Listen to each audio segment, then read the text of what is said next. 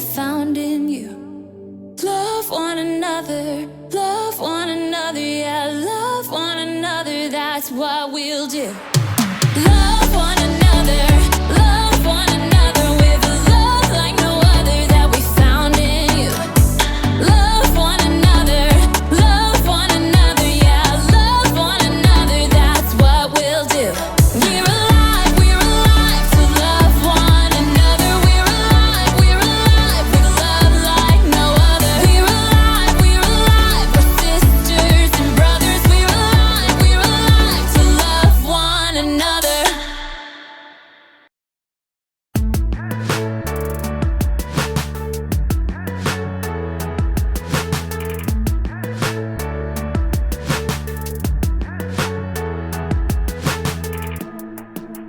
TV screens and magazines always try to sell me things, from bicycles to shiny rings. And they say, hey, check out this brand new fad.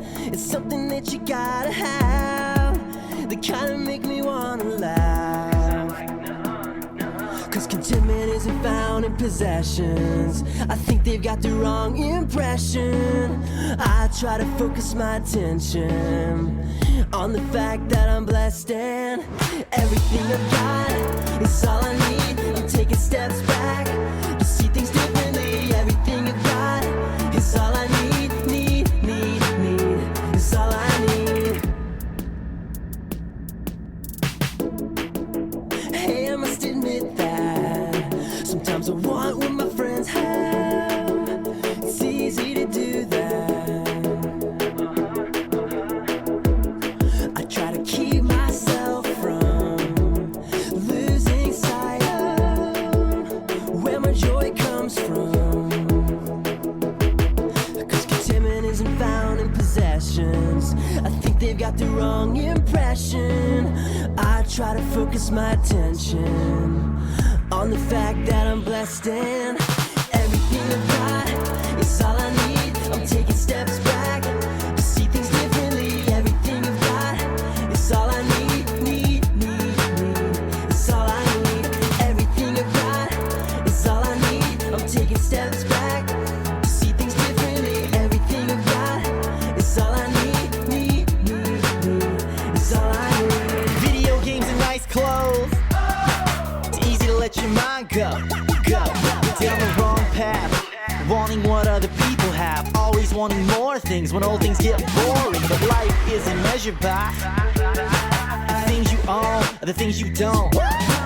I'ma be good with what I got. I promise you that I am not. One was his, one was hers. Yo, I'm blessed and that's for sure. Fancy things are cool, I guess, but you don't watch out, you just might miss that there's more to life than the eye can see. Look inside, you got all you need. Everything I've got is all I need. I'm taking steps back to see things differently. Everything I've got is all I need. It's all I need. Everything I've got is all I need. I'm taking steps back to see things differently. Everything I've got is all I need. It's all I need.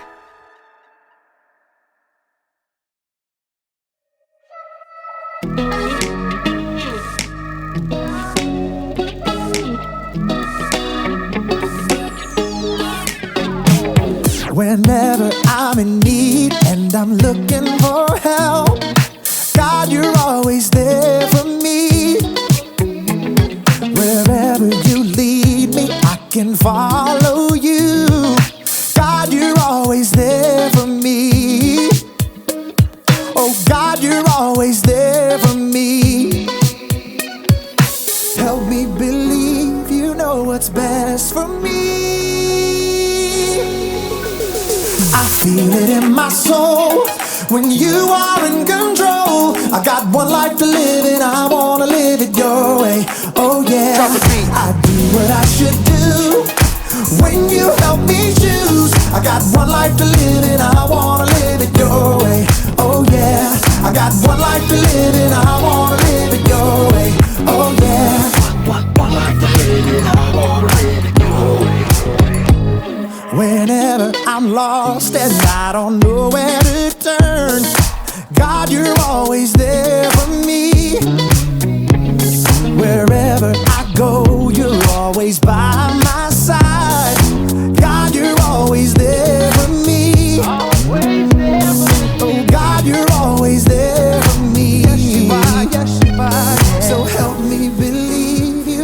what's best for me.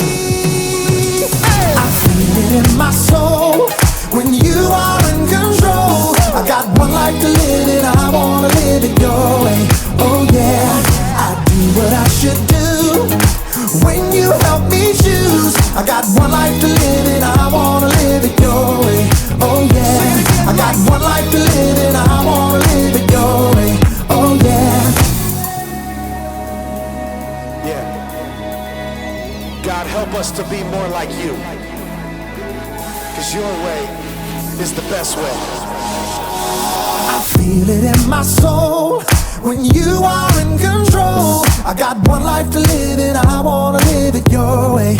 Oh yeah, I do what I should do when you help me choose. I got one life to live and I wanna live it your way. Oh yeah, I feel it in my soul when you are in control. I got one life to live and I wanna live it your way. Oh yeah, I do what I should do when you help me choose. I got one life to live and I wanna live it your way. Oh yeah, I got one life to live and I wanna live it your way. Oh yeah. Hey guys, welcome to First Kids Worship. Today, I'm having a hard time making my book published because it needs to be marketed, pre-readed, and published, and then edited. But too bad because there's only 2 editors and I need 3 to make it the best book ever. And it's frustrating. What am I going to do? Role play.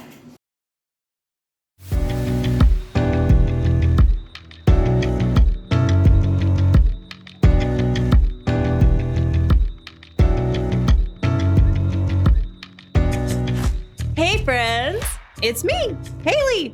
Have you ever wanted to be famous? Like maybe the lead singer of a rock band? Hello, Cleveland! Woo! Or maybe you fancy yourself the lead guitarist. Can you picture it? A huge crowd of people watching you, cheering for you, chanting, Haley, Haley, Haley! Or, whatever your name is. That would be amazing. But you know what? Most bands don't start off on top like that. Most bands start off in some where they practice playing music and they show lots of cooperation. Cooperation is working together to do more than you can do alone. Every member of a band plays an important part. Take one instrument away, and it just won't sound the same. But do you want to know who I think deserves a little more credit in a rock band? The drummer! Think about it. Hey, Warren. The drummer supports the whole band. Without a drummer, who would keep the beat? Happy birthday to you. Happy birthday to you. Happy birthday, dear Warren. But with a good drummer, the band stays in rhythm. Drummers may not be the most famous, but they get to decide how fast or how slow the songs are. Plus, a drummer can make every joke just a little bit funnier. The drummer works together with the band to help support the singer. This gives a new meaning to the word Band-Aid. Do you get it? In today's story, we'll learn about a great battle fought by the Israelites. A battle that took all kinds of cooperation. They really had to band together. Get it? I'll see you in a few. Thank you, Oklahoma City! Yeah! Woo! The Bible. It's 66 books of history, stories, letters, and poetry that fit together to form God's one big story. The epic adventure of how He created us and loves us so much that He made a way to rescue us. As we travel through the Bible, from Genesis to Revelation, we discover people who met God and found their lives changed forever. Now, for an amazing story inspired by the book of Exodus, chapter 17, verses 8 through 13. God had freed the Israelites from slavery in Egypt and led them into the desert. But with no home of their own, the Israelites were still wide open to enemy attack as they traveled. One evening, as Moses walked through the camp, his assistant Joshua raced up. Amalekites! Where? How many? Just a few men right now. They attacked at the rear, where many of the women and children are. But we beat them back. They'll come in full force tomorrow. Moses turned to survey the land around them in the last rays of the setting sun. The whole valley of Rephidim spread out before them. Nearby, a high hill provided a lookout for the whole countryside. We have no army. We'll have to fight. You choose our best men and get ready for battle in the morning. Will you come with us? No, Moses pointed at the hilltop. I'll climb up there and hold up the walking stick that God gave me. Both men looked at the sturdy staff in Moses' hand. It was no ordinary stick. Moses had lifted the staff when God had parted the water of the Red Sea so the Israelites could escape. Yes, sir. I'll call the men. In the great chill before dawn, Joshua and his group of inexperienced fighters prepared for battle against the Amalekites. I've never held a sword. God has saved us many times. He can do it again. As the ragtag army gathered at one end of the valley, Moses climbed the hill with his brother Aaron and his friend Hur. So, Moses, what's the plan? Yeah, those Amalekites got some mean fighters. We'll call on God. As the three men crested the hill, they turned to look back. The rising sun flooded the valley. They could see Joshua and the Israelites just below. At the far end of the valley, a vast swarm of Amalekites rushed forward. Oh, more Amalekites than bees in a hive. Within minutes, the two groups clashed. It was clear from the very beginning that the Amalekites had the upper hand. They'll wipe us out in no time. Wait. At the very crest of the hill, Moses grabbed his staff and raised both hands high in the air. Our God is stronger than any enemy. In a short time, the tide seemed to turn. Well, what do you know? Joshua's pushing them back. The Israelites steadily beat back the Amalekite army. But as the sun rose and the heat increased, Moses' arms grew tired. Little by little, his arms sank down. Uh-oh. The Amalekites have busted through our line right there. We were doing so well. God, help us. With an effort, Moses lifted his hands high again. Joshua had formed a strong band of fighters, and once again, the Israelites surged forward. Moses lowered his arms to stretch. Ah, my back! What just happened? Joshua had them. Moses stepped forward to see, raising his hands high again. Aaron turned to stare at his brother. It's your hands! When your hands are raised up toward God, we're winning! Yeah, and when you drop them, those fool Amalekites start to win. Yes, but I can't do this all day. Moses' arms began to shake. Hold it one more minute. I got a rock-solid plan. Aaron? Together, Aaron and Hur rolled a huge stone to the place where Moses stood. Now, you set yourself right down, Mo. Carefully, Moses lowered himself onto the rock, fighting to keep his hands high in the air. My arms! We got it, brother. Aaron and Hur each stood on one side of Moses and held up a hand. Whew! For the rest of the day, Aaron and Hur stood right beside Moses, keeping his hands steady. By sunset, Joshua and the Israelites completely defeated the Amalekites. Look at him run! The Amalekites had been defeated by God's power, but it was only by working together with his friends that Moses had been able to keep his hands lifted high all day.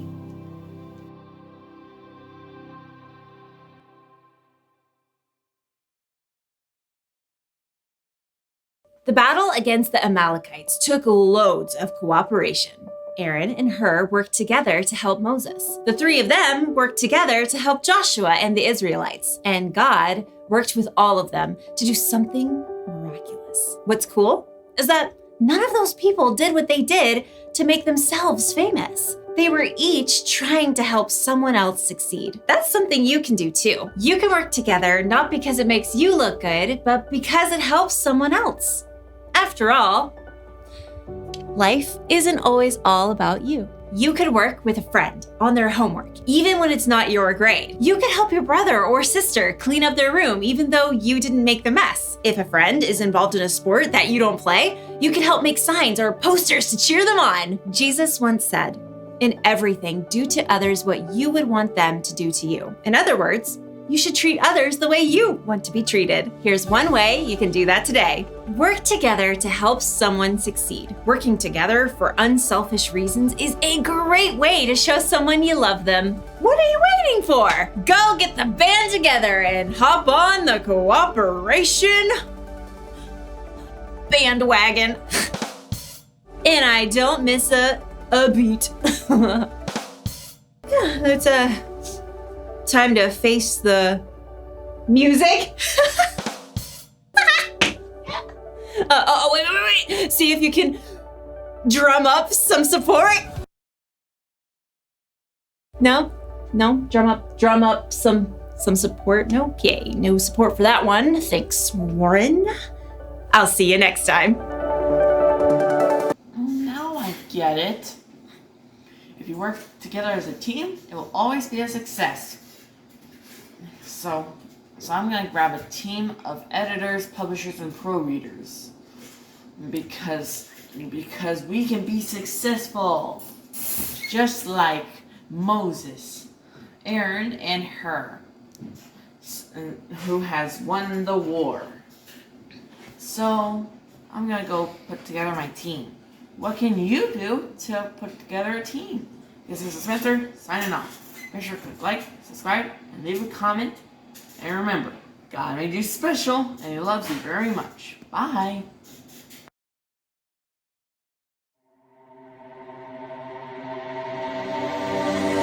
Everyone come together, working hand in hand. It's easy if we all carry the load. Look at all we can do to build a better world. When you can trust in me and I can trust in you. So put your hands together. Together we can do anything, anything we are. Yeah. One voice, one heart, one love. Whoa.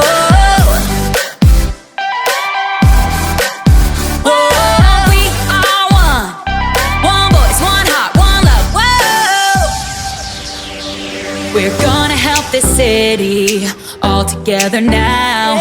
We make a better story when we help each other out. With peace and understanding, you'll never walk alone.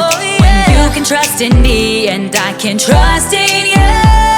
The time is here, the time is now to take a stand and make it count. So put your hands together. Together we can do anything, anything we are one. One voice, one heart, one love. Whoa, put your hands together. Together we can do anything, anything we are one. One voice, one heart, one love. Whoa.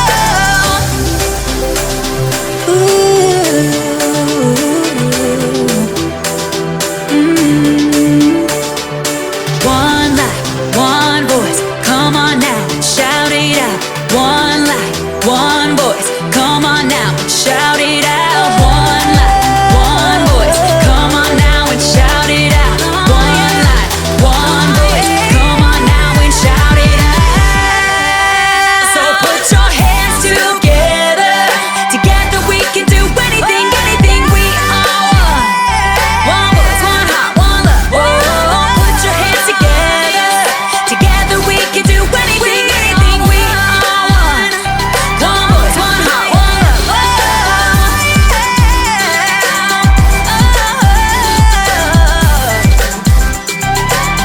Come on, yeah.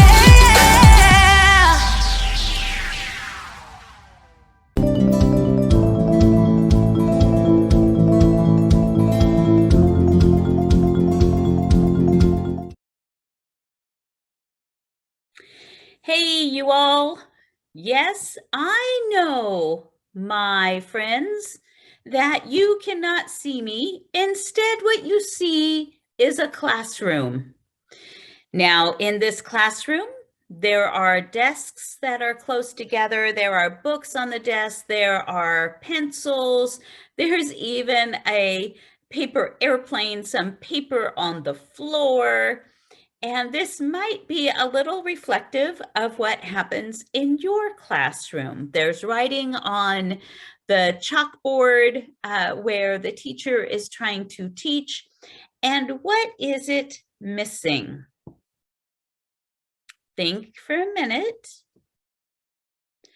What is this picture missing? This picture's missing you. You are missing.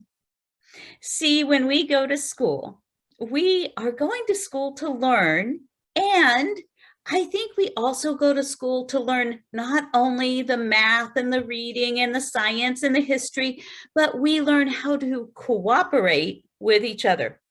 That's what we're talking about in this First Kids series, is a time of cooperation.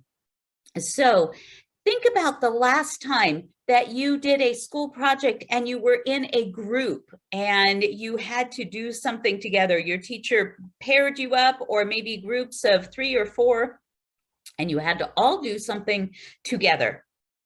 Was that hard for you? And there are some people, here's what I think. There are some people that love to do things in groups. There are others not so much. There are some that say, how can we do this all together? And there are some people that go, yeah, I'd rather do this myself.